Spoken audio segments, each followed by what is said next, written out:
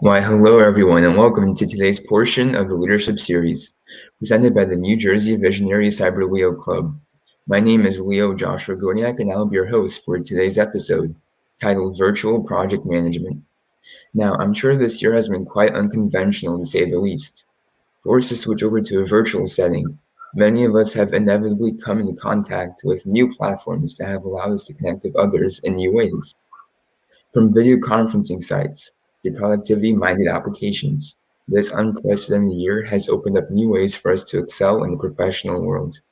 Today, we'll focus around these resources and we'll show you how to effectively use them to promote teamwork and efficiency. Now, one last reminder to our audience. Make sure to fill out the attendance form for today's episode in order to receive a certificate of proof for being here with us today. The link on the bottom and will continue to appear throughout the broadcast. Now, without further ado, I'd like to welcome today's guest speaker, Lion Zeynep Kocasinan. Having dedicated herself to the betterment of not only her community in Turkey, but also the Lions International Organization, for which she has served as club president. Lion Zeynep Kocasinan has proven to be a true leader and role model for many Leos, including myself. Thank you for joining us today. Thank you, Josh Gorniak. Hello, I'm Past District Governor Lion Zeynep Kocasinan. Greetings from Istanbul, Turkey, from multiple district 118. First of all, I'd like to thank Leo, Josh, your Leo Club, New Jersey Visionary Cyber Leo Club, for inviting me to join this Lead with a Vision series. And I'd also like to thank Leo Advisor panelist, Leo Lion Ojas Chitnis, for the invitation as well. I'd like to extend my greetings to District 16J and to all Lions and Leos joining in from different parts of the world, because I've seen in past episodes that you have a wide audience, not in the US, but also from around the world, from Europe as well. Congratulations for that. Your Leo Club is really doing inspirational work. And, the Visionary Cyber Leo Club name, I think, really fits your club. Before I start with our topic, Josh, if you allow me, I want to share that this week on May 13th, a few days ago, our international president, Dr. Myung-il Choi, sent an email to all Lions around the world, officially announcing the winners of the Kindness Matters Service Award. And we know that your Leo Club is one of the winners. And you're among one of the 3 Leo clubs around the world, of the 20 clubs in total. Before we won, you have a very interesting project. Could you share a little about your award-winning project to the audience? So, Joshua, I don't know if you want to step in at any moment. I think I'll I'd really appreciate Leo panelist, Leo Lino, just. So I think, first of all, thank you so much, PDG Zeynep, for taking the time out of your presentation. Essentially, what I'll break it down to is that for many, many years, our club needs assessment has identified hunger. It's a very important issue in our communities. And it's an issue that we often overlook, especially here in the United States, especially the part of the United States that we're from, because it doesn't directly impact a lot of people. So what we decided to do is we wanted to bring awareness as well as reducing the hunger in our community. And the way we thought to do that was do a creative project surrounding hunger.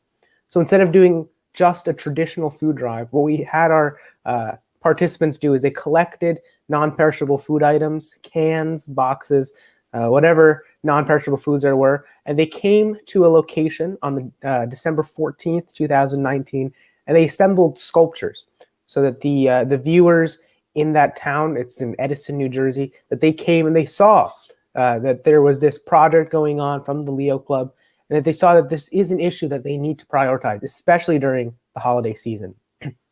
So in total, we had about 25 teams, participants ranging from kindergartners all the way up to college students and Lions as well. In the end of it, I think that my number sense is getting a little dull, but I believe it was around 4,000 pounds that we collected of non-perishable food, which was distributed to various food pantries in our area. But the project, while it was good to raise all this food for distribution, the main thing was awareness. And we partnered with several media partners. We partnered with the Edison Town Council, and they provided a lot of support where we were able to spread the word about the event, about hunger in our communities, and hopefully make a positive impact for generations to come. Oh yeah, if I may add, apart from Yeah. spreading awareness, I thought it was a great way to engage the entire community and to foster a sense of community within our organization, as well as outside of our organization within our towns. So it was truly an excellent project that everyone enjoyed.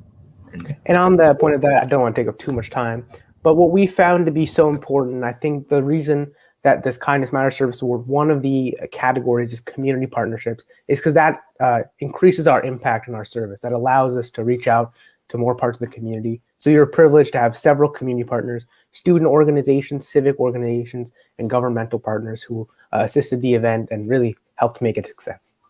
Yeah, and there were so many good aspects, the community aspect, the creativity, touching Hungary in such a unique way, heartfelt congratulations. It's a really great project. And also I'd like to thank LCI and the Lions International Board as well, because they're acknowledging the positive impacts that, your work, Leo's work are doing in the world and in our association. Thank you so much for this great work. Congratulations. So today we'll talk about virtual event planning. As Leo Josh, you have shared, Leo Josh, that we're in a different phase in life, and I'm honored by the invitation. So I'll share what I can from what we do in Turkey, and also from what is being done in some events, in some projects in Europe as well. Of course, there are many other more experienced groups, organizing virtual events, and they have been an inspiration for us. For example, Lions Virtual Europe events, Eastern India, Lions Leadership Academies, diversity in service events. The Roar with Rishi of India, Lions New Voices Europe, Firesides, the Islam and Evo conclaves, GAT events, Your Lead with a Vision, LCI events, different webinars. All of these have been great, inspiration for us. So to plan an event, I think it's a very good idea to check out what's being done out there. Then it's a lot easier to choose what we want to do and what we are able to do. So seeing examples really makes life easier. So when we talk about visual events planning, of course, there are factors that we need to take into account. There are many, but I'll share a few. The theme of the event, the team, the digital platform, the length, time, the audience, marketing. So we'll, if you allow me, I'll like to share maybe a little about those. And I'll start with, theme and topic. To have an event, we have to have a theme and topic. And in MD118 Turkey, the theme of our virtual events is Lions New Voices. New Voices is about, creativity, about innovation. It's about giving the floor to the new Lions and Leos, creating opportunities for new voices to share their success stories. And New Voices covers a large area. There's leadership, there's membership, there's service and marketing. So our events in Turkey are about creating opportunities for new voices to be heard.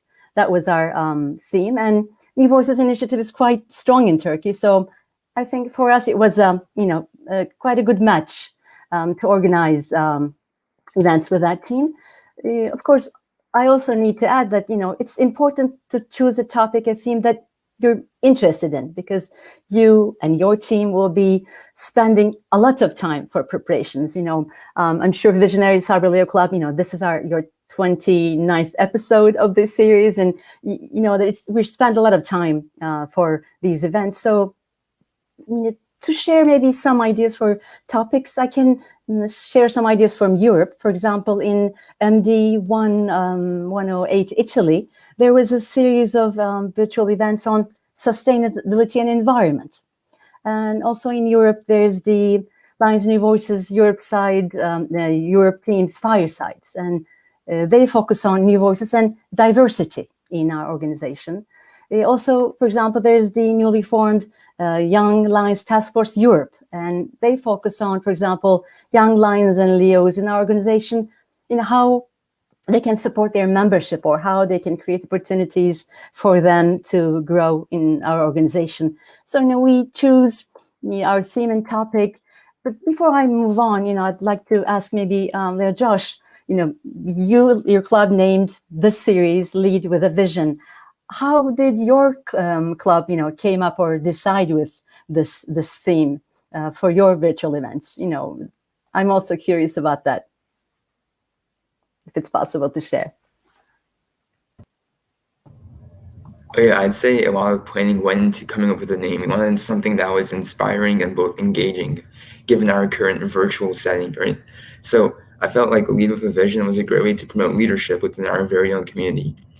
We were able to attract new members as well as veteran Leos, and together we were able to promote a great environment which you could share new ideas and promote collaboration, all through a new virtual setting.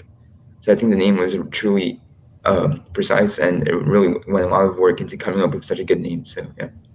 And I'll also add past council chair Mahesh Chitnis, who, among other things, is our Leo Club advisor. When he was the district governor in 2014-15, his theme was Vision Beyond Sight.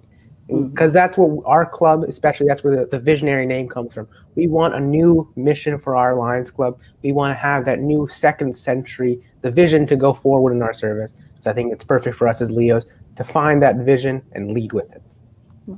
And you are really displaying it as well. We are really impressed. But you have such a great name. Congratulations. I'm receiving a lot of inspiration from your work as well, and I'm sure many people are also. So I'll, go on to just to look into what else we need to, what other aspects we need to look into. Of course, I'm sharing these items in some order, but to be honest, all of these aspects are in a way need to be taken into consideration together, in deciding and planning. So, let's move on, and hopefully the pieces will come together. So, we have our theme, our topic. Then, of course, we need a team that will carry out the project. All programs, all events need a team to be organized, to be organized effectively and successfully.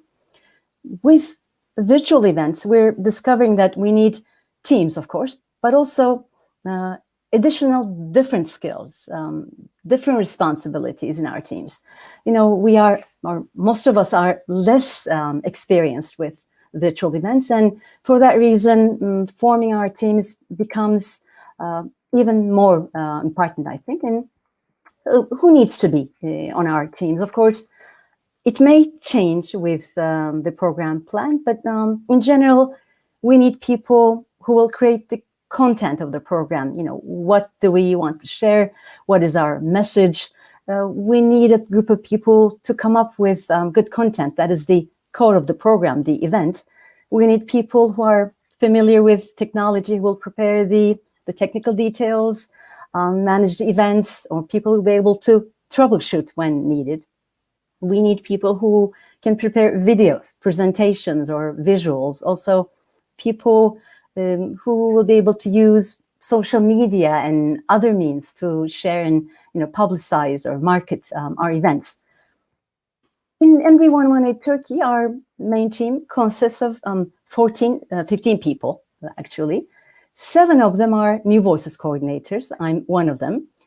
We prepare most of the content, and we do the moderation at the events.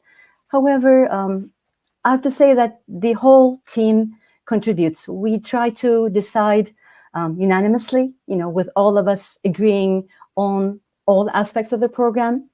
So that's sort of the approach we have with the team. So we need a sub-team for the content.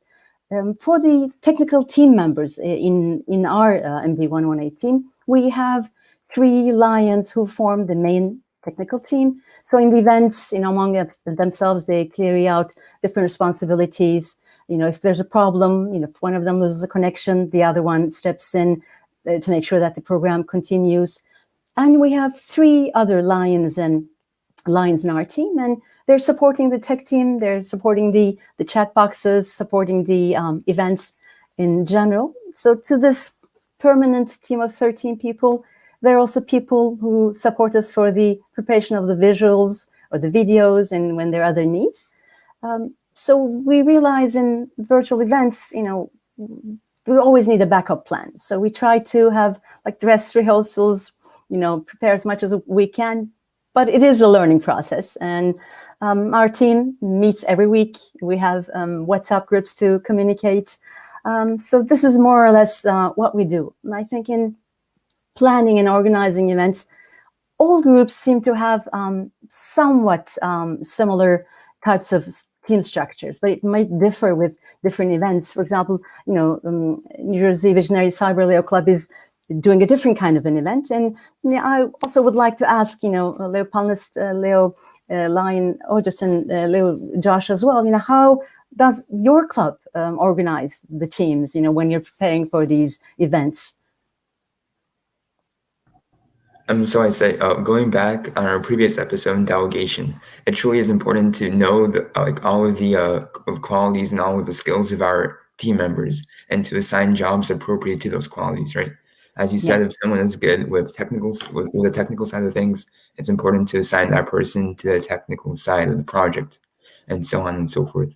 So I think truly knowing your team members and truly knowing the qualities and whatever your team members are good at is important to assessing the situation and assigning them correctly to the project at hand. And I'll also add that a big part of Leo is learning new skills, getting exposure to all these different things. So oftentimes what we'll do is we'll partner up one of our Leos with someone who's more knowledgeable in one of the aspects of the program so that they can learn, and hopefully in the future they can take over that role. Yeah, I mean, it's two very important key points. Thank you for pointing it out. Delegating people jobs that they're able to do, but also the learning aspect. I think all lines around the world are having more of the Leo spirit now. We are learning new skills in new areas, new avenues, and it's getting exciting. Thank you. So I'll move on to share, what other aspect? The digital platform that we use. That's also one of the important aspects.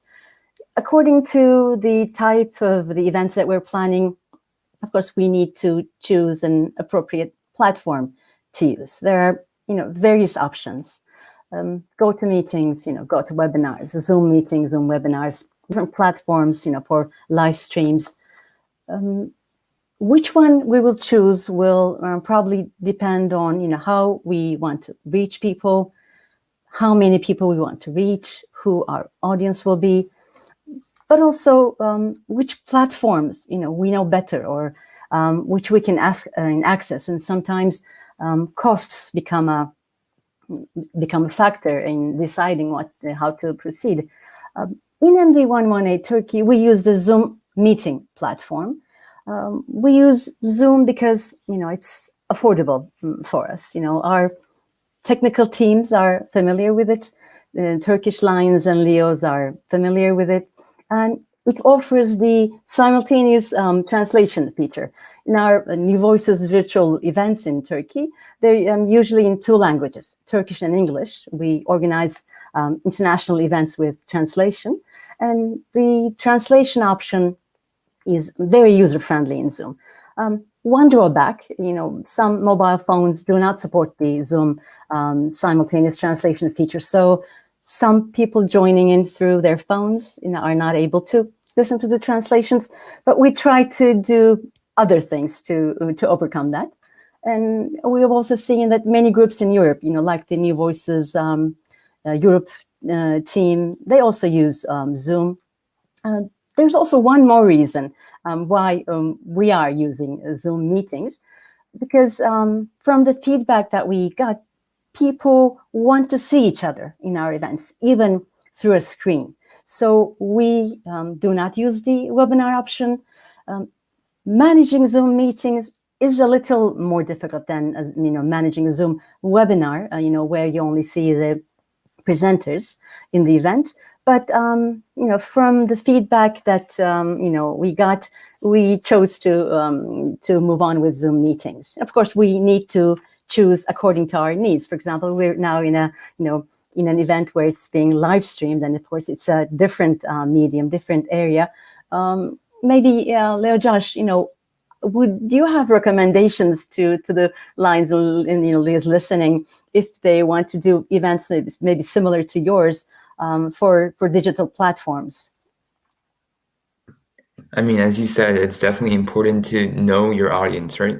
So, for example, if you're appealing to a wide variety of audience members, right, from different areas of the globe, it's important to have translation features, as you said. And that's a very crucial aspect, especially now since we're using the internet of all things, right? So it's Yeah. really important to have translation features and to increase accessibility so that everyone can participate and partake in our conversations. So I think that's one crucial aspect we need to, have. So. And I'll build on what Leo Joshua said, that when we're thinking of developing a virtual event, you have to keep your audience in mind. And what we've noticed is that we have an audience from all over the globe. So the reason that we choose to do this live stream via YouTube and Facebook is that it's backed up, it's recorded. So in case someone can't join us for the session at 11:30 on Sunday, they can go back later and watch it. It's also good for us that this keeps that permanent record, that we can come back to it in a few years and we can see all the great work that we did as this year as Leos. Yeah, that's really excellent. I mean, if I missed your episodes, I go back and watch, on YouTube. It's an excellent resource and, very inspirational videos. Thank you very much for sharing. I'll move on. We know one other aspect when we're planning events, of course, is the length, duration, time of the events. Of course, for virtual events, we can have a one-time event, one-time event on a topic that we want to address, and that's possible. We can also have a series of events with a limited, predetermined number of events, That is what we do in MD 118 Turkey, like the events in MD 108 Italy on sustainability. That's also an option. And of course, we can event like this one, like New Jersey Visionary Cyber Layer Clubs, which are weekly, or maybe like the Lions New Voices Europe team's firesides, which are monthly. So we can choose among these different options.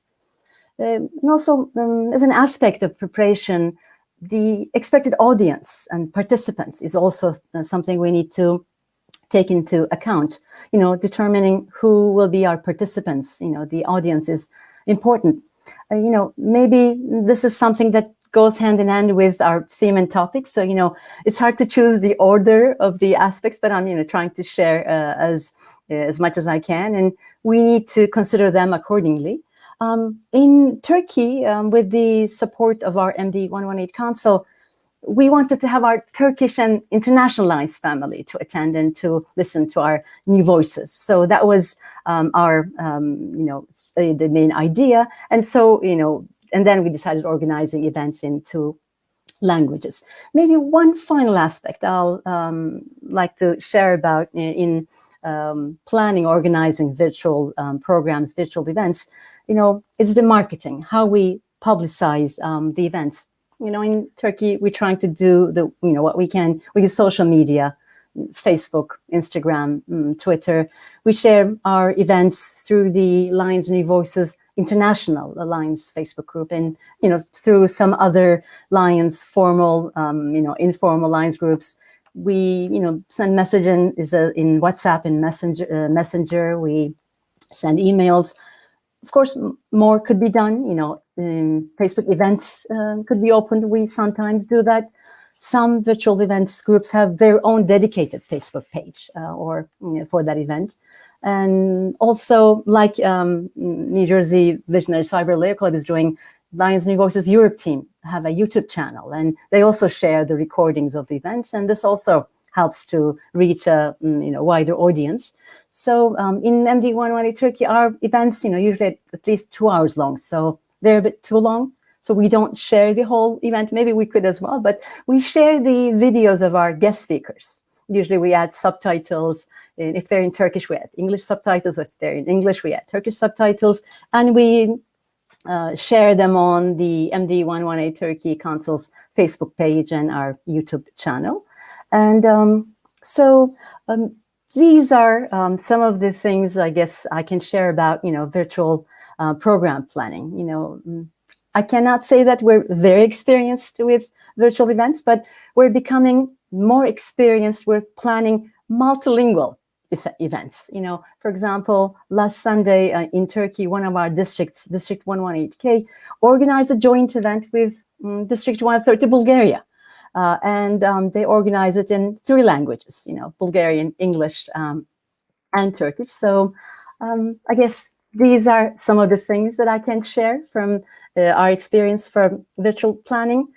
I'd be, happy to answer any questions, but also, we're also curious about, what other meeting and platforms Lions and Leos are using, what topics Lions and Leos are interested in events for the future, and, what kind of which events they would like to attend, and, what they've enjoyed, and also what would Leos prefer. I think that's also one question that is in our minds. So thank you very much for allowing me to share. It's a really precious opportunity. Thank you so much once again. Whether it be social media or conferencing sites like Zoom, I think we all learned a thing or two on how to effectively use these resources that we're given, and we can truly engage tons of more people with them. Now, I think we are running out of time, Sally, so this has to conclude our presentation. But before we leave, I'll take this time to thank you once again for coming and taking time out of your schedule to be here with us today. And also, on top of that, I'd like to thank each and every one of our audience members for being here today and for tuning in to each and every one of our sessions. Thank you once again. Thank you so much. It has been a privilege for me. I'm really honored. Best wishes to all of you from Istanbul, Turkey. Well, thank you so much, PDG Zeynep. I know we have an incredibly busy schedule, and truly we can't thank you enough for joining us. And I really do think that this is a very important session, not just for this year, because we're going to be having virtual events for the foreseeable future. It's great to know how we can organize these events to the best of our ability. Right now, before we go, we have a few minutes. I'd like to spotlight a few of the events that we have coming up that we'd like you all to join in on. One thing I'll add is that our Lead with a Vision, you'll notice that this is episode 29. We are going to be continuing this at least until the end of the fiscal year on July 1st, or excuse me, June 30th. So we do have a lot of episodes coming up. Our goal is to hit the 40th episode, to hit our 40th episode right before the International Convention. So if you'll notice, we do have a lot of way to go, and we have a lot of great stuff coming up that you really will not want to miss. I'll first spotlight our episode for next week, our 30th episode on intergenerational Lionism, featuring past international director Dr. Manoj Shah and Lion Soyam Shah from Kenya. We're going to talk about their experiences as an intergenerational Lions family. The next thing I'd like to spotlight is our Leo Club Program Advisory Panel webinar on May 22nd, and the link to register is on the screen. This is going to be a very exciting webinar featuring the 4 Leo advisory panelists from the United States, myself, Leo Lion Ojistritnes, Leo Ana Laura Gregorio, Lion Robert Wilby, and past council chairperson Pamela Graney. We're going to be doing a ton of stuff at the webinar, spotlighting the service of our area, recognizing our Leo of the Year recipients and Kindness Matters Service Award recipients, as well as discussing how we can increase service reporting and leadership within our area and also within other areas. It's definitely one that you won't want to miss.